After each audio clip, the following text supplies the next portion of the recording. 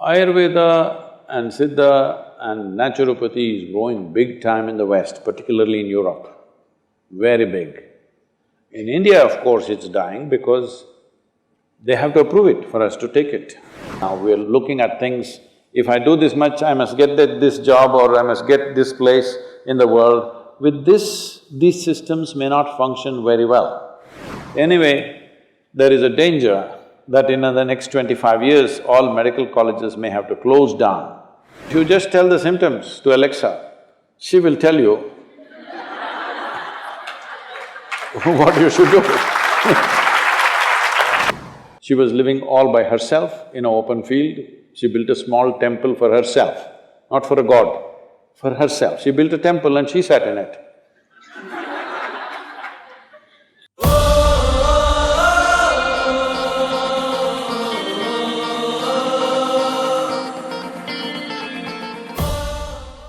The antibiotic resistance is increasing day by day and Ayurvedic practices are declining day by day. So how do we create a perfect amalgamation between the practices of Ayurveda and allopathy? Ayurveda and Siddha and naturopathy is growing big time in the West, particularly in Europe, very big. In India, of course, it's dying because they have to approve it for us to take it. Without their approval, we cannot take it. But we must understand the difference between allopathy and these other Indian systems.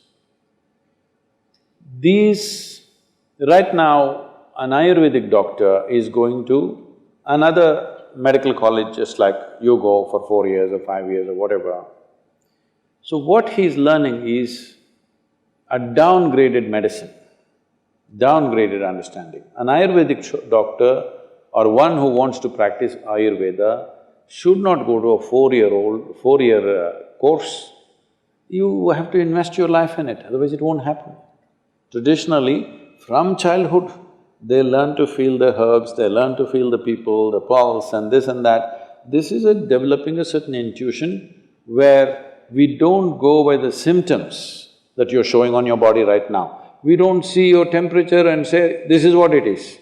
We don't look at those symptoms. We learn to look much deeper into the system to identify what exactly is right and wrong with your system. This will take a different level of involvement.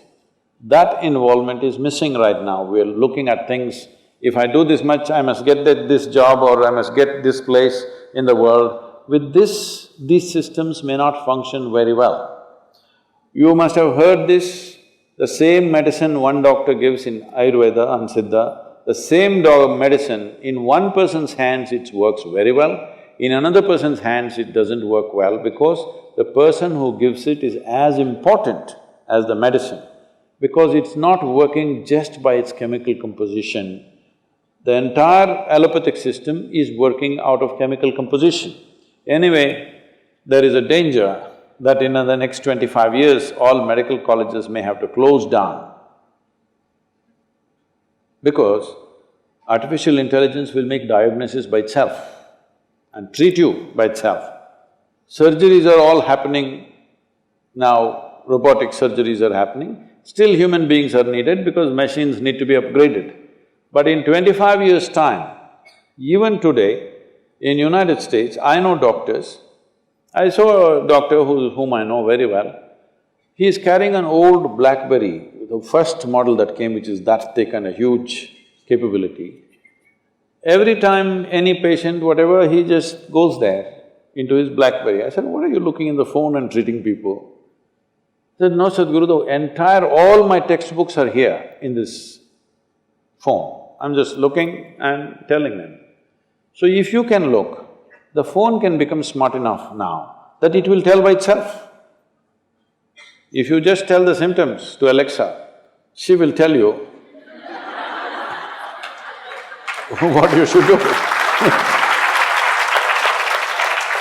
So, this form of symptomatic treatment may become irrelevant after some time because you're just gathering data and processing it and giving an answer.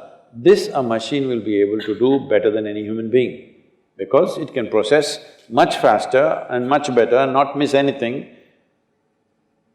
So, it is time the young doctors who are coming up now should focus on how you should be able to look beyond the symptoms. This is what Ayurveda and Siddha is significant about. There was a yogi with whom I volunteered for some time for his medical camps that he used to have. It was like a festival. Okay, for everybody who comes to him, he has a joke to tell them, and it goes on like a festival. Simply something he will give and people are cured, thousands of people will queue up for him every day. And he himself lived to be 106. So if somebody lives for 106 years of age, not in a geriatric state, fully active till the last day of his life, he must know something about health, isn't it? Hello? My great-grandmother lived to be 113. 113 years of age. I will tell you, this may sound absurd to you, but you must listen to this because if you are not open, there will be no new learning. Well, I saw her only after she is 100, but she was still very active. She was living all by herself in an open field. She built a small temple for herself, not for a god, for herself. She built a temple and she sat in it. Because she felt she deserves a temple. This is very common in India, especially women, older women, built small temples, they sat there and they served humanity in a different way, in their own way. So when we went there for vacations and all, she would come home. If you give her breakfast, she will take this and put it to the ants, to the squirrel, to the sparrows, everything.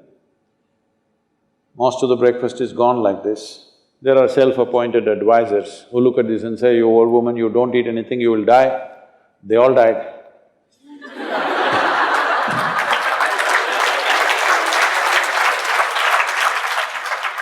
And she will simply sit there looking at these sparrows and ants eating, simply tears would be rolling from her eyes. And when somebody said, "You've not eaten?" She said, "I'm full." When I sometimes saw her like this and I asked, "What is this happening to you?" she would just laugh loudly and she would say, "Someday you will know." It took me over 25 years to know this, that your life is not nourished 100% by the food that you consume and things that you do. Life is a bigger phenomena than what you think in your head, much larger. Before you came, this cosmos was there, everything was working. After you and me are gone, still it'll be fine, isn't it? There is an intelligence beyond you. Don't immediately quantify it as God, this, that, because you're making a conclusion about things that you do not know. If you stay here, this is very important, if you live here clearly knowing you don't know a damn thing about anything, your intelligence will remain alert to everything. But you make conclusions, reading a book, listening to this and that nonsense, you say, "I know this, I know that, I know that." The moment you identify with your knowledge, you will become very small because it doesn't matter how much you know, still what you know is a minuscule in this existence, isn't it? But our ignorance is boundless. If this is called as the intelligence of ignorance, if you always know that you do not know, your intelligence will remain super alert. Whether your body is awake or asleep, it will remain super alert. This is what a doctor must do because, I'm sorry to say such things, you may know medicine, you might have read all the books in the world, you might have treated many patients, but still, like she already asked, she had a first death phase. Everything seems to be perfect, somebody will die in your hands. Everything looks like he's going to die, he will sit up tomorrow morning. You will see this happening, yes or no? So, there is intelligence beyond you and me, there's an intelligence which makes us happen, there's an intelligence which can make a mango into a human being. If you don't allow that to function within you, if you think everything is in your head, you will become a dumb doctor. You must allow the deeper intelligence within you to function.